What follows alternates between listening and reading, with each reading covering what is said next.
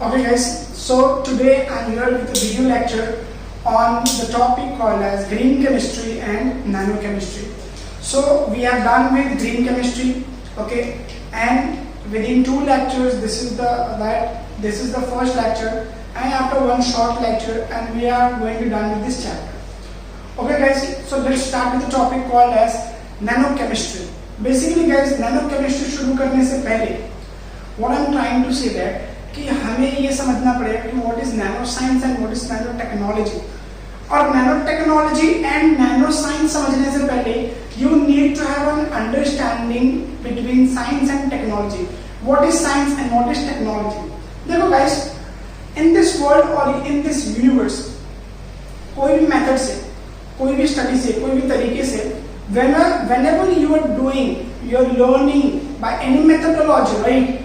You are gaining knowledge of any subject is called as science. Basically क्या बोल रहा हूँ, क्या लिखा है मैंने? Methodical studies to gain knowledge. कोई भी study, कोई भी तरीके से जब आप कोई भी subject के ऊपर knowledge gain करने के लिए पढ़ाई करते हो, study करते हो, that is called as science. अब होता क्या है? Once you gain knowledge about anything, आप क्या करते हो? उसको आप अपने daily life में या उसके लिए practical application के लिए, practical uses के लिए आप उसको इस्तेमाल करते हो वो knowledge को. And that is called as technology. Practical application of scientific knowledge. जो भी आपने knowledge लिया है, right? उसको आप daily life में use करते हो, and that is called as technology.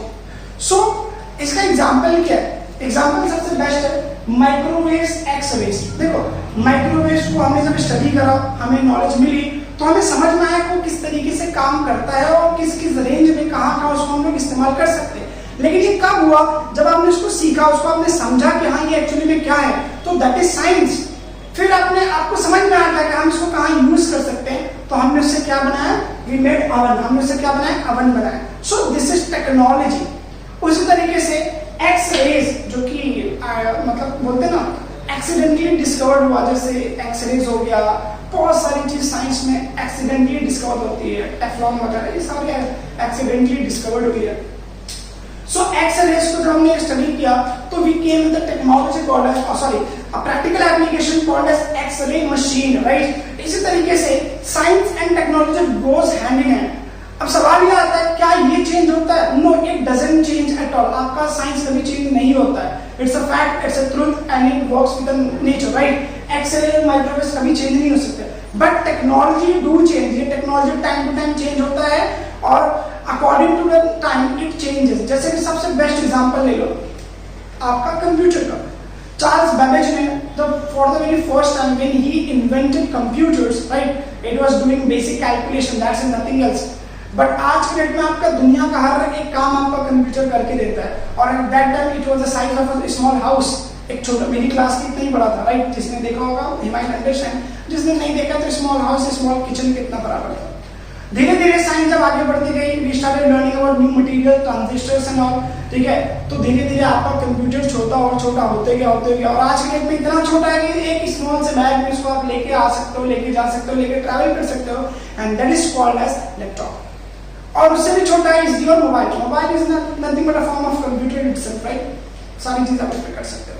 So this is science and that is technology. अब बात आती है nano science and nano technology. Sir ये साइंस और टेक्नोलॉजी से क्या कितना डिफरेंस है? Nano science and nano technology कुछ ज्यादा डिफरेंस नहीं है, बस और बस साइज का डिफरेंस है, दैट्स इट.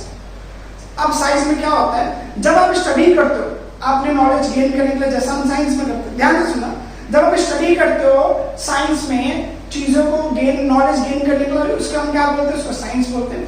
उसी तरीके से जब आप स्टडी करते हो किसी मटेरियल, किसी भी फेनोमेना के बारे में, और उसका जब साइज 1 नैनोमीटर टू 100 नैनोमीटर है, साइज कितना होगा? Size could be 1 nanometre to 100 nanometre. तो हम इसको क्या कहते हैं? हम बोलते हैं इसको नैनो साइंस. क्या बोलेंगे इसको? Nano science. एकदम सिंपल. हम क्या बोलेंगे उसको? नैनो साइंस बोलेंगे. और जब आप इसी स्टडी को, इसी नॉलेज को, इसी चीज को जब आप कोई टेक्नोलॉजी में इस्तेमाल करते हो, तो उसको हम क्या बोलते हैं? नैनो टेक्नोलॉजी बोलते हैं. अब आपके टेक्स्ट बुक में ये डेफिनेशन दिया हुआ है दोनों को, आपको ये लिख लो, फिर इसके बाद हम लोग आगे बढ़ते हैं और एक्चुअली में डेफिनेशन को हम रीड ऑन करते हैं कि डेफिनेशन क्या कह रहा है और क्या समझा रहा है. ठीक है, चलो फटाफट कॉपी कर लो गाइस.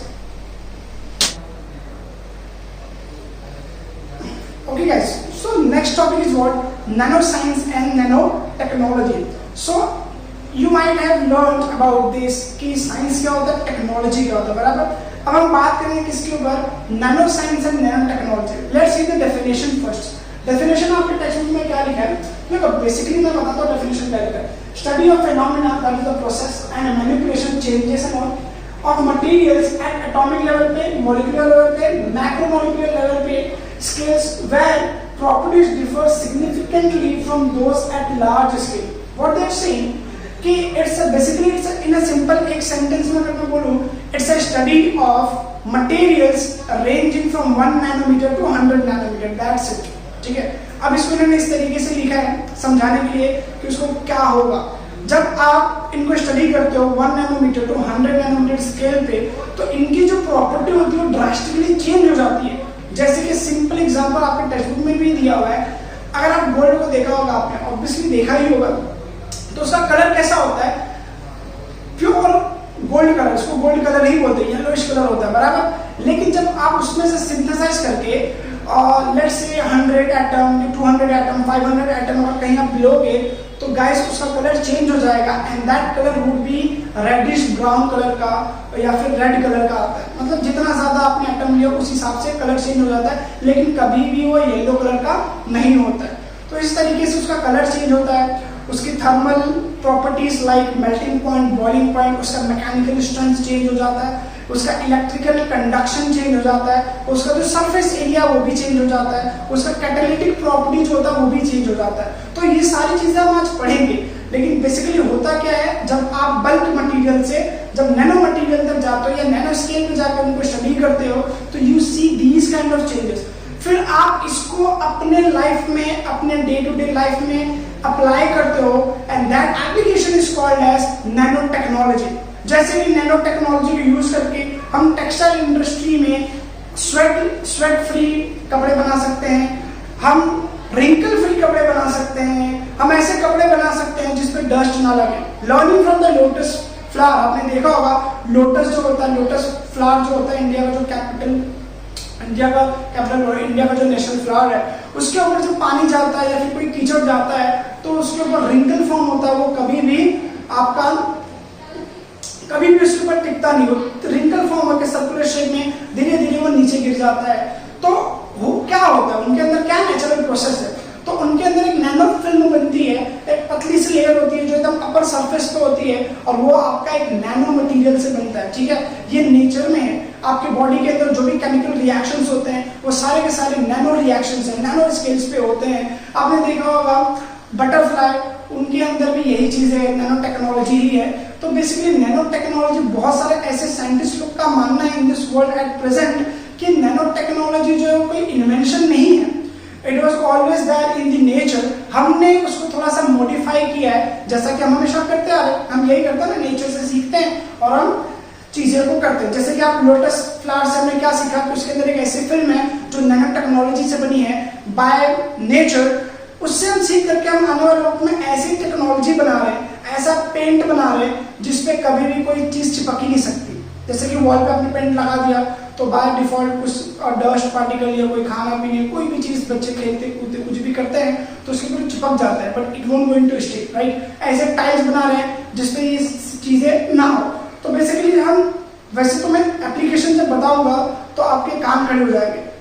बेसिकली एप्लीकेशन का पूरा एक वीडियो लेक्चर होगा और एप्लीकेशन में बताऊंगा कि नैनो टेक्नोलॉजी का फ्यूचर क्या है, नैनो टेक्नोलॉजी किस तरीके से आपके लाइफ को चेंज कर देगा। स्पेशली ग्राफीन आपने सुना होगा, ठीक है, ग्राफीन कैसे बनाते हैं वो भी दिखाऊंगा, आपके डेमोन्स्ट्रेट करके दिखाऊंगा। ठीक है गाइस, तो बेसिकली वो आगे की बात है, अभी यहाँ पे आ जाओ। ठीक है, तो ये रहा आपका नैनो साइंस। अब देखो नैनो साइंस में जैसे कि नॉर्मल आपका ग्रेन का जो साइज होता है ना, जैसे राइस हो गया, व्हीट हो गया, तो नैनो साइंस में हम उसको बल्क बोलते हैं। क्या बोलते हैं? Bulk material. क्या बोलते हैं?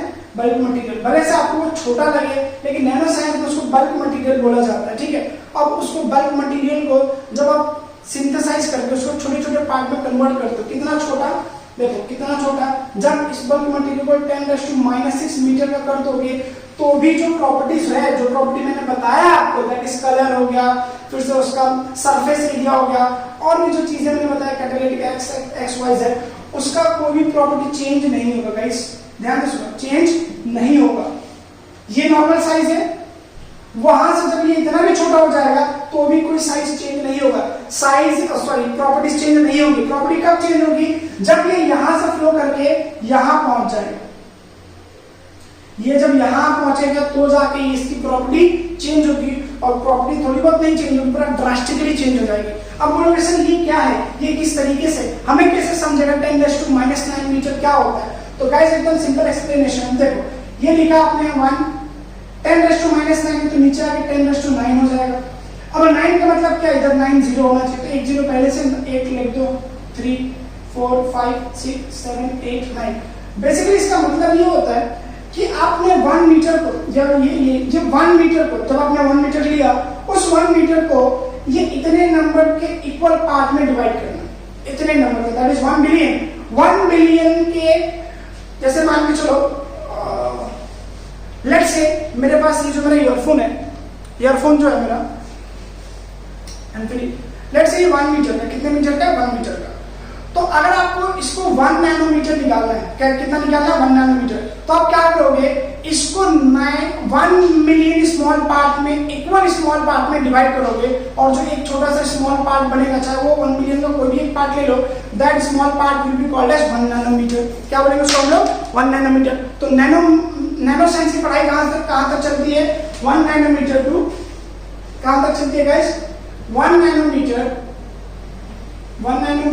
To 100 nanometre, 100 nanometre. ठीक है, जब आप स्टडीज ये रेंज में करते हो मटेरियल्स की, तो हम क्या बोलते हैं? You are doing nano science. क्या कर रहे हो आप? नैनो साइंस कर रहे हो। फिर हम क्या देखते हैं कि जब इसकी डे टू डे लाइफ में एप्लीकेशन लेते हो, तो that is called as nanotechnology. Let's see the definition over there. Nanotechnology is the design, characterization, production and application of structures, device and system by controlling shape and size of nanoparticles या nanometer scale पे। Metre scale मतलब ये मैं एक scale बना करके दिखाऊंगा। तो बेसिकली ये पूरे डेफिनेशन में क्या कहना चाहता है कि नैनो साइंस को आप यूज करके, नैनोमीटर स्केल को यूज करके आप प्रॉपर्टीज को चेंज कर लेते हो, और उसी को आप डे टू डे लाइफ में उसके शेप को, उसके साइज के हिसाब से आप एप्लीकेशन लेते हो, आप सिस्टम बनाते हो, प्रोडक्शन करते हो, that is called as nano technology. जैसे कि मैंने एग्जांपल बताया कंप्यूटर का, सेम एग्जांपल हो सकता है आपके इसका टेक्सटाइल इंडस्ट्री में, कार में, ऑटोमोबाइल फ्यूचर आपका नैनो टेक्नोलॉजी है। नैनो टेक्नोलॉजी के यूज से ऑटोमोबाइल का फ्यूचर किस तरीके से चेंज होगा वो देखते हैं। आपकी जितने भी कार है it will B light weight, और आपको पता होगा, अगर थोड़ा भी ऑटोमोबाइल का नॉलेज होगा, कि गाड़ी जितनी हल्की होती है उतना ज्यादा वो एवरेज देती है, मतलब कम पीती है, पीती मतलब तेल कम पीती है, बराबर। तो जितना ज्यादा लाइट वेट होगा उतना ज्यादा ही इसका क्या होगा? फ्यूल एफिशिएंट होगा। दूसरी चीज क्या है गाइस, कि बहुत ज्यादा स्ट्रॉन्ग कार बनेगी, एक्सीडेंट को मिनिमाइज कर, एक्सीडेंट के डैमेज को, एक्सीडेंट को तो नहीं, एक्सीडेंट के डैमेज को आप मिनिमाइज कर सकते हो बाय यूजिंग नैनो टेक्नोलॉजी। ऐसे दुनिया भर की चीजें हैं नैनो टेक्नोलॉजी में, ठीक है। ऐसा माना जा रहा है कि आने वाले वक्त में this could be the future of the world, जो सब कुछ बदल के रख देगा। यू वोंट बिलीव गाइस, हम ऐसे छोटे नैनो टेक्नोलॉजी को यूज करके ऐसे छोटे रोबोट्स बना रहे हैं जो अंदर जाके बॉडी में आपका ऑपरेशन करके आएगा, मतलब छोटा डॉक्टर, इतना छोटा सा। Can you believe that? तो आप अगर उसको पानी के साथ पी लेते हो, आप अंदर उसको कंज्यूम कर लेते हो, तो आपके अंदर बॉडी के अंदर जाके वो प्रॉपर जगह पे जाकर के you will do the operation से बाद। नैनो टेक्नोलॉजी को यूज करके हम ऐसा सलाइवा बना रहे हैं, आगे मैं बताऊंगा कि जो एक्चुअली में सलाइवा का काम करता है। सलाइवा ना हो तो एक बहुत बड़ी बीमारी होती है। अब सलाइवा का केस क्या, मैं बताता हूँ आपको। देखो, जब आप ब्रश करते हो तो उसमें हम क्या लगाते हो? पेस्ट लगाते हो, राइट। कोलगेट हो गया, पेप्सोडेंट हो गया, पतंजलि हो गया, ये सारे पेस्ट आप लगाते हो। वो पेस्ट जब आपके मुंह के अंदर जाता है, आपके माउथ के अंदर जाता है, तो जहां पर भी सलाइवा का प्रोडक्शन होता है बहुत ज्यादा उसको डैमेज कर देता है। तो बाय द एज ऑफ 30, 40, 50 होता क्या है कि सलाइवा का प्रोडक्शन बहुत ही लीस्ट अमाउंट में हो जाता है। और गाइस आपको शायद नहीं पता होगा तो सुन लो, बगैर सलाइवा के आप एक भी चीज अपने माउथ से इसोफेगस में नहीं लेके जा सकते, फूड पाइप में नहीं लेके जा सकते। फूड पाइप में जाने के लिए कोई भी चीज हो, सबसे पहली रिक्वायरमेंट क्या है कि वो आपके सलाइवा से पूरा ढका होना चाहिए, पूरा मतलब पूरा लिपटा होना चाहिए, राइट। तो अगर आपका सलाइवा का प्रोडक्शन कम होगा तो चीजें आप खा ही नहीं पाओगे, और जब चीजें आप नहीं खा पाओगे तो होगी प्रॉब्लम इतनी कि आप शायद आप it could be affected, right. तो बहुत सारे अमेरिका में ऐसी इंडस्ट्री है जो सलाइवा का प्रोडक्शन करती है, सलाइवा का प्रोडक्शन करती है। तो ये भी एक बहुत बड़ा इंडस्ट्री होने वाला है आने वाले वक्त में, और बिजनेस होने वाला है। अब वो लोग सब तो पेश नहीं करे, हाँ बिल्कुल मत करो, आप मेशवाक यूज करो। मेशवाक समझते हो? हमारे गांव में, हमारे विलेज में, नेटिव इंडियन में हम उसको दातुन बोलते हैं, राइट। वो नीम का था ना, ऐसा करने वाला, वो यूज करो, ठीक। चलो ठीक है, बाकी आगे जब मैं बताऊंगा तो समझाऊंगा कि किस तरीके से नैनो टेक्नोलॉजी उस चीज को यूज कर रहा है, ठीक है। आगे बढ़ते हैं। So why nano, why we not using anything else, why nano? देखो नैनो पे सबसे बड़ी बात ये है कि यहाँ पे जो मटेरियल होता है उसका रेंज कितना होगा, 1 नैनोमीटर टू 100 नैनोमीटर। अब जब कोई भी स्केल को इतने मेजरमेंट में लेकर आ जाओगे तो उसको हम बोलते हैं नैनोमीटर स्केल। क्या बोलते हैं उसको? Nanometre scale. Now from where does this word came? Nano आया कहां से? Nano is a Greek letter which means dwarf. इसका मतलब क्या होता है? ड्वार्फ। बेसिकली ड्वार्फ तो सब समझ में आता है, छोटी चीज को बोलते हैं, लेकिन ये छोटी सी भी कहीं ज्यादा छोटी है, हद से ज्यादा छोटी है गाइस, बहुत ज्यादा छोटी है। एक टेनिस बॉल जो होता है ना, टेनिस बॉल, वो पता है कितना नैनोमीटर का होता है? टेनिस बॉल जो होता है वो होता है 10⁸ नैनोमीटर स्केल का। सोचो 10⁸ बहुत होता है, बहुत बड़ा फिगर होता है। उतने नैनोमीटर का एक छोटा सा टेनिस बॉल बनता है आपका। समझ में आएगा? तो नैनो मटेरियल, नैनो ही क्यों? नैनो बेसिकली क्या होता है? It's a Greek word which means dot, लेकिन एक्चुअली में ये बहुत ज्यादा, हद से ज्यादा छोटे हैं। होता क्या है बेसिकली, जब आप मटेरियल्स को इस लेवल पे, बता चुका हूं, फिर से बता रहा हूं कि इस लेवल पे जब आप लेकर के आओगे तो उनकी साइज में इतना बड़ा डिफरेंस होने की वजह से उनका सरफेस एरिया, उनका कलर, बहुत सारी चीजें चेंज हो जाएगी, और वो चेंज आपके लिए आप यूज करके उसमें से नया मटेरियल, नया टेक्नोलॉजी, नया इन्वेंशन ला सकते हो, ठीक है गाइस। सो आप लोग ये कॉपी करो, उसके बाद फिर हम लोग आगे बढ़ते हैं और हम लोग फिर सीखेंगे कि नैनो मटेरियल एक्चुअली बनाया कैसे जाता है, उसका डायमेंशंस क्या होता है, और फिर हम समझेंगे what is nano chemistry. Basically nano chemistry क्या है, फटाफट कर लो इसको, चलो। Okay guys, so the next topic is what? Nano materials. Basically nano materials क्या होता है? इट्स अ मटेरियल, देखो आपने सुना होगा कि डायमेंशंस होते हैं मटेरियल्स की, 1 डायमेंशन, 2 डायमेंशन, 3 डायमेंशन, ओके। लेकिन जो नैनो मटेरियल्स होते हैं इनमें एक नया डायमेंशन होता है, that is called as 0 dimension. लेकिन इसका जो क्लासिफिकेशन ये थोड़ा सा अलग है। तो नैनो मटेरियल वो मटेरियल होता है जिसका एटलीस्ट एक डायमेंशन कितना हो, less than 100 nanometre, in between 1 to 100 nanometer, and that material will be called as nanomaterial, ठीक है। सो नैनोमटेरियल्स कहाँ है आपके? नैनोमटेरियल्स इज एवरीवेयर, जैसे कि मैंने पहले एग्जांपल दिया था और बताया था कि इस तरीके से। Now let's see this line and get it clear कि नैनोमटेरियल क्या होते हैं, किस तरीके से होते हैं, और किस तरीके से उनका मेजरमेंट होता है। बेसिकली एक चीज क्या याद रखना सबसे इंपॉर्टेंट, कि जितने भी नैनो मटेरियल्स होंगे उनका एक डायमेंशन कितना होगा? 1 dimension at nano scale should be 1 to 100 nanometre. कितना होना चाहिए? 1 to 100 नैनोमीटर के बीच में होना चाहिए, ठीक है। बेसिकली देखो 1 मीटर अगर देखेंगे, आपको टेक्स्ट बुक में दिया हुआ है ये चीज, 1 मीटर अगर आप देखेंगे तो वो क्या होता है? More than 1 metre. यहाँ पे लिखा मतलब मोर देन 1 मीटर आपके ह्यूमन की साइज होती है। तो 10⁻² metre is nothing but the size of fly. इतनी छोटी सी होती है साइज फ्लाई की। जैसे इसको कैसे लिखेंगे? 1 लिखे अपॉन 2 0 लिख दो, तो अब क्या है 1 मीटर को 100 टाइम्स में डिवाइड करोगे तो इतना छोटा छोटा पार्ट आएगा।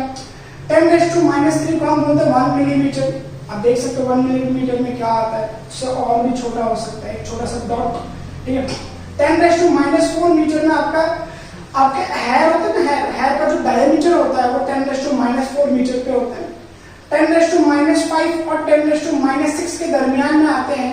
पहले तो 10⁻⁵ में बैक्टीरिया आता है और इन दोनों के बीच में आरबीसी आता है। What is RBC? Red blood cells और रेड ब्लड कॉर्पसेल्स। उस तरीके से डब्ल्यूबीसी भी होता है, that is white blood cells और कॉर्पसेल्स। 10⁻⁶ को हम बोलते हैं 1 माइक्रोन मीटर। क्या बोलते हैं हम लोग? 1 माइक्रोन मीटर। अब 10⁻⁶ और 10⁻⁷ मीटर के दरमियान में in between we get वाइडसेस।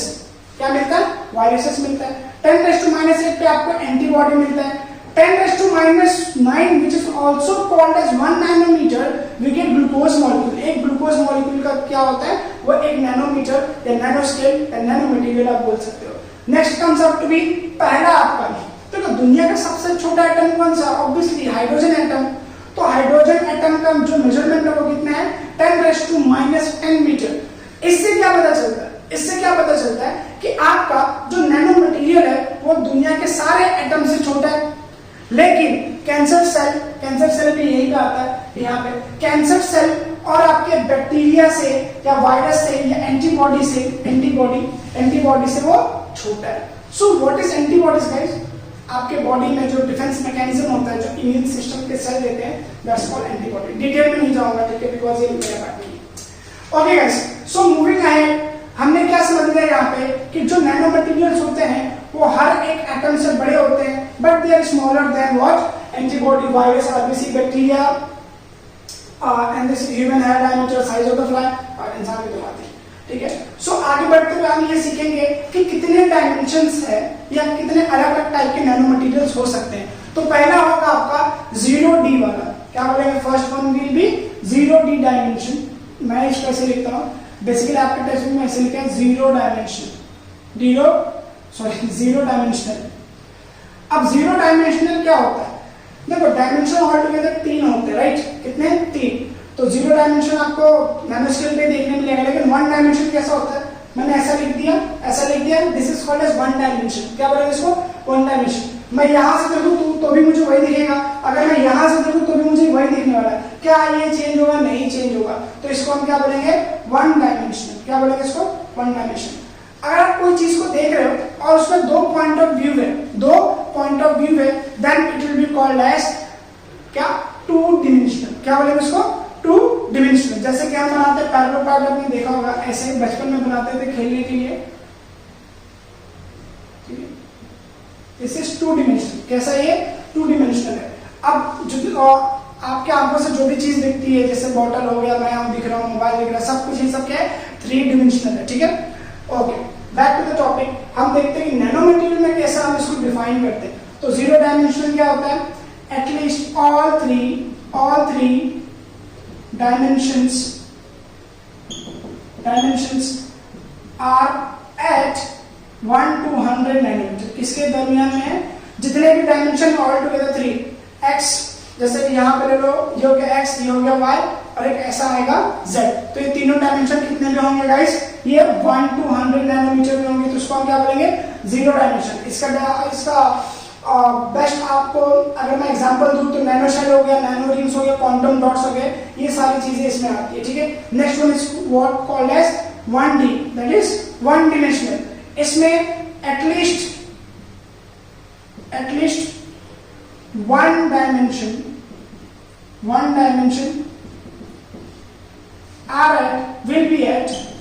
will be at 1 to 100 nanometer. At least 1, one नहीं, it will be 2. At least 2 dimension will be at 1 to 100 nanometer. इसका बेस्ट एग्जांपल है आपके नैनो ट्यूब्स, जो एक्चुअली में कार्बन ट्यूब्स भी बोला जाता है इसको, nano tubes, nano wires. Next third one is what, 3D यहां लिखता हूं, sorry 2D not 3D, 2D में क्या होगा, at least 1 dimension will be at 1 to 100 nanometre. इसका एग्जांपल क्या है सबसे बेस्ट आपका, अभी जो मैं लोटस में फिल्म की बात करता, nano films and nano layers. Basically ये टाइल्स वगैरह में यूज करते हैं। देखिए मैं ज्यादा एप्लीकेशंस के बारे में बात नहीं करूंगा इस वीडियो में, एप्लीकेशंस का तो अलग से वीडियो बनाने वाला हूं मैं, जो कि बहुत जबरदस्त मजा आने वाला है, ठीक है गाइस। फटाफट इसको कॉपी करो, फिर हम लोग आगे बढ़ते हैं and we going to deal with nano chemistry. Basically nano chemistry क्या होता है और वो 5-6 कौन सी प्रॉपर्टी है जो चेंज होगी and will be done with the lecture. जो फटाफट करो, चलो डू इट। ये लिखना बहुत इंपॉर्टेंट है, ये लिख लेना अच्छे से। Okay guys, so the next topic and the last topic is what? Nanochemistry. Basically nanochemistry क्या है? It's a combination of chemistry and nanoscience. देखो nanoscience को स्टडी, nanoscience क्या होता है? आप स्मॉल रेंज में जाके आप नॉलेज गेन करते हो, ठीक है, फिर आप केमिस्ट्री को यूज करके आप चीजों को सिंथेसाइज करते हो, प्रोडक्शन करते हो और उनकी स्टडी फॉर उनके स्ट्रक्चर को, उनके डिजाइन को, उनके हर एक चीज को आप डिटेल में स्टडी करके एक ऐसा नया सिस्टम, ऐसा नया प्रोडक्ट बनाते हो जो कि बहुत ज्यादा हेल्प करता है केमिस्ट्री में, फिजिक्स में, बायोलॉजी में, मतलब दुनिया के हर एक फील्ड में it can be used. So that's why I'm saying कि नैनो टेक्नोलॉजी और you could say nano science is the future, right. आने वाले वक्त में यही फ्यूचर होगा. ये आपको तब अंदाजा लगेगा जब हम एप्लीकेशन पढ़ाएंगे आप लोग को, ठीक है गाइस. सो हम देखते हैं कि जब आपका नैनो मटेरियल्स जो एकदम छोटे से लेवल पे आ जाते हैं तो उसमें क्या क्या चेंजेस होता है, डेफिनेशन के साथ हम लोग देख लेते हैं. पहले डेफिनेशन देखते हैं क्या लिखा है. Combination of chemistry and nano science deals with designing and synthesis of materials of nano scale. तो क्या बोल रहा है, केमिस्ट्री को यूज करके हम क्या करते हैं, हम मटेरियल्स को डिजाइन करते हैं, सिंथेसाइज करते हैं with different size and shape, अलग अलग साइज के, अलग अलग शेप के, according to our need and our sources and raw materials, structure and composition and their organisation into their functional architectures. तो आप उसको जहां भी जिस तरीके से यूज करना है उस हिसाब से आप उसके शेप को चेंज करते हो, उसके साइज को चेंज करते हो, उसकी कॉम्पोजिशन को चेंज कर देते हो ताकि उसका मटेरियल का जो प्रॉपर्टी है वो आपके नीड के हिसाब से चेंज हो सके. अब ये कहाँ चेंज होता है, किस तरीके से चेंज होता है, ये मैंने यहाँ पे लिखा है. जैसे कि जो सबसे पहला है वो कलर है, राइट. गोल्ड को आपने देखा होगा तो गोल्ड का नॉर्मल कलर कैसा होता है, गोल्डन कलर होता है, that is yellow colour, not yellow लेकिन उससे थोड़ा सा डार्क होता है, ठीक है. लेकिन जब आप 100 एटम्स ऑफ गोल्ड लेते हो, राइट, 100 एटम्स ऑफ गोल्ड लेते हो, देखो सिंथेसिस यहाँ पे सिखाने वाला नहीं है क्योंकि चैप्टर में है ही नहीं, बराबर. लेकिन आप समझ लो कि आपके टेक्स्ट बुक में 3 आपके टेस्ट बुक दिए हैं, वो तीनों ही एक्चुअली में गोल्ड है. डिपेंड कर रहा है कि कितने एटम लिए हैं. तो टेक्स्ट बुक में ये लिखा है कि अगर आपने 100 एटम लिया, कितना एटम लिया, 100 एटम, तो गोल्ड का जो पार्टिकल है, जो गोल्ड का कलर है वो चेंज होकर कैसा हो जाएगा, रेड हो जाएगा. और जैसे जैसे ये नंबर ऑफ एटम्स चेंज करोगे वैसे वैसे उसका colour dark to light red and light yellow की तरफ बढ़ता जाएगा. इसका यूज क्या है, हम क्यों ऐसा करते हैं और इसका यूज क्या है. गाइस यू वोंट बिलीव, जैसे मैंने इसी लेक्चर में पहले बताया कि हम सलाइवा यूज कर रहे हैं, सलाइवा यूज करते हैं, आर्टिफिशियल सलाइवा. तो वो एक्चुअली में गोल्ड पार्टिकल के ऊपर ही वो सलाइवा रखा जाता है, समझे. गोल्ड पार्टिकल के ऊपर इसको सलाइवा को रखा जाता है. हम आने वाले वक्त में इंजेक्शन ना देके हम गोल्ड पार्टिकल को यूज करना चाहते हैं as a drug delivery system, तो वहां पर भी ये काम आता है. ऐसे बहुत सारे एप्लीकेशंस हैं, आगे बढ़ते हुए हम देखेंगे. तो हो क्या रहा है कि जैसे आपने साइज को डिक्रीज किया तो आपके गोल्ड की प्रॉपर्टी टोटली चेंज हो गई. हम इसको बायोकेमिकल रिएक्शंस में भी यूज करने वाले हैं बिकॉज गोल्ड इज अनरिएक्टिव. तो उसके सरफेस में अगर मैंने कुछ लगाकर सेंड किया है एज ए कैटलिस्ट तो it would work very greatly, right. देखो जैसे कि नॉर्मल होता क्या है, ये आपका एक बल्क मटेरियल है, लेट्स से इसकी साइज 1 मीटर की है, इसकी प्रॉपर्टी XYZ है. जब इसको छोटा करोगे कहां तक लेके चलेगा आपने 10⁻⁶ मीटर, तब तक इसकी साइज में कोई डिफरेंस नहीं होगा, दोनों इक्वल होगा, दोनों इक्वल होगा. सिर्फ और सिर्फ साइज में डिफरेंस होगा, बाकी जो प्रॉपर्टी होगी वो सेम होगी. लेकिन जैसे आप यहाँ से इधर बढ़ते हो 9 की तरफ, 10⁻⁹ मीटर की तरफ, तो ये अब बन गया आपका नैनो पार्टिकल. क्या बन गया, नैनो पार्टिकल. नैनो पार्टिकल में कन्वर्ट हो गया. और इसकी जो ये वाली प्रॉपर्टी कलर की, सरफेस एरिया की, कैटालिटिक प्रॉपर्टी है, थर्मल प्रॉपर्टी है, फिर उस पर मैकेनिकल स्ट्रेंथ है, इलेक्ट्रिकल कंडक्शन है, ये सब कुछ बदल जाता है. ठीक है, आगे बढ़ते हैं गाइस.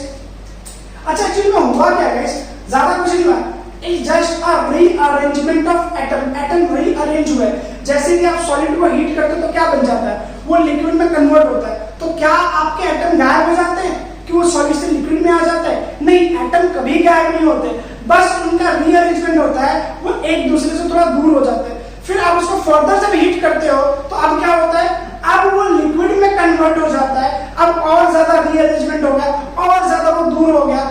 अब फर्दर आप उसको हीट करोगे तो प्लाज्मा में चले जाएगा.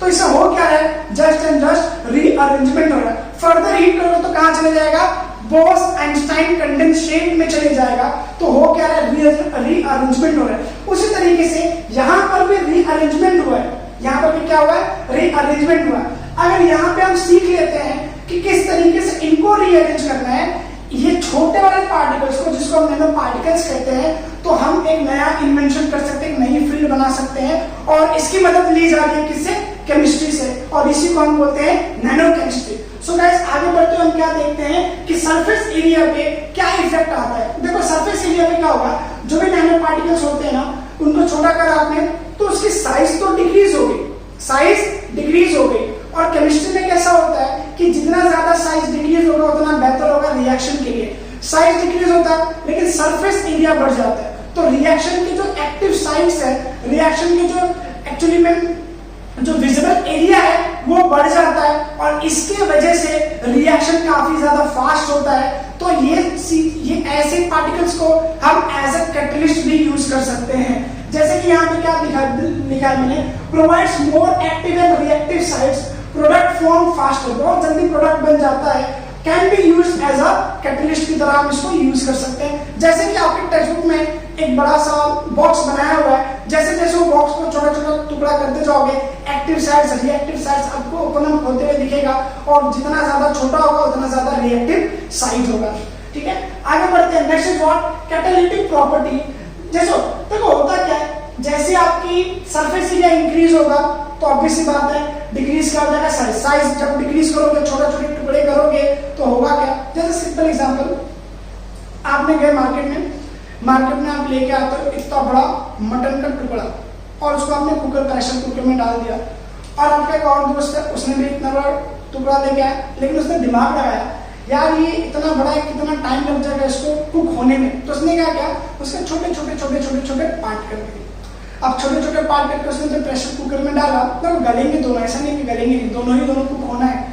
लेकिन आप खुद सोचो कि कौन सा जल्दी कुक होगा, वो जो छोटा छोटा टुकड़ा हुआ है। क्यों ऐसा होगा, बिकॉज जब छोटा टुकड़ा हो गया वो तो एक्टिव साइड बढ़ गया, उसके जो हीट आके लगने वाली है वो हर एक छोटे छोटे टुकड़े पे लगेगी। लेकिन जो बड़ा वाला था, इतना बड़ा जो लोफ था मटन का, उसमें हीट सिर्फ अपर सरफेस या बॉटम में ही लगेगा, लेकिन अंदर नहीं लग पाएगा। उसी तरीके से यहाँ पर भी जब आप साइज को डिक्रीज करोगे, छोटा कर दोगे, तो होगा क्या, सरफेस एरिया बढ़ जाएगा और रिएक्टिविटी फास्ट हो जाएगी। जैसे कि नॉर्मल एग्जांपल ले लो, साइज।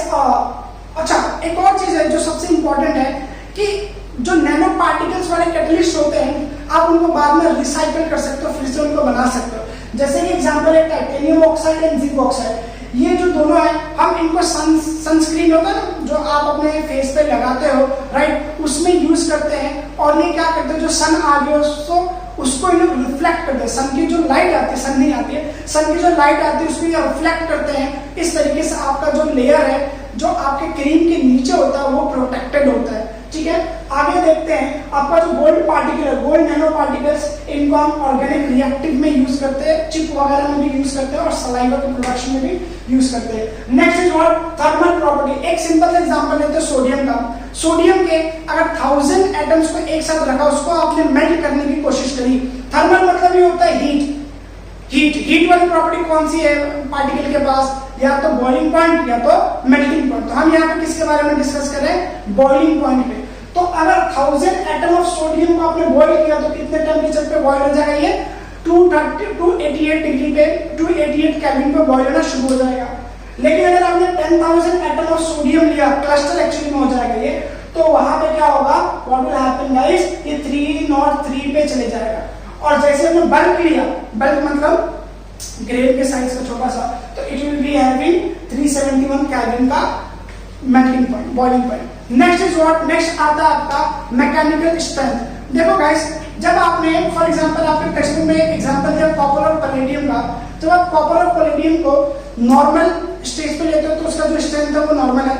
लेकिन अगर उसको आपने कन्वर्ट कर दिया थ्रू वेरियस प्रोसेसेस और उसको कन्वर्ट कर दिया आपने नैनो पार्टिकल्स में, तो यू वोंट बिलीव गाइस, उसकी जो स्ट्रेंथ है वो 500% बढ़ जाती है। कैन यू बिलीव दैट, 500% बढ़ जाती है। और जब हम इनसे बनाएंगे आपकी कार तो क्या लगता है, एक्सीडेंट होगा, और होगा, एक्सीडेंट तो होगा, डैमेज होगा क्या, damage will be reduced drastically, बहुत ज्यादा डैमेज कंट्रोल हो जाएगा और डैमेज बहुत बहुत बहुत बहुत ज्यादा ही लेस हो जाएगा।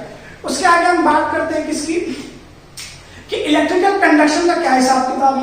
तो गाइस ध्यान देना, आपने सुना होगा, इधर लिखता हूं, फेरोमैग्नेटिज्म के बारे में सुना होगा। फेरोमैग्नेटिज्म वो सब्सटेंस है या वो मटेरियल होता है जो परमानेंटली कन्वर्ट हो जाता है मैग्नेटिक प्रॉपर्टी में, मैग्नेटिक प्रॉपर्टी उसके अंदर आ जाता है। तो जब आप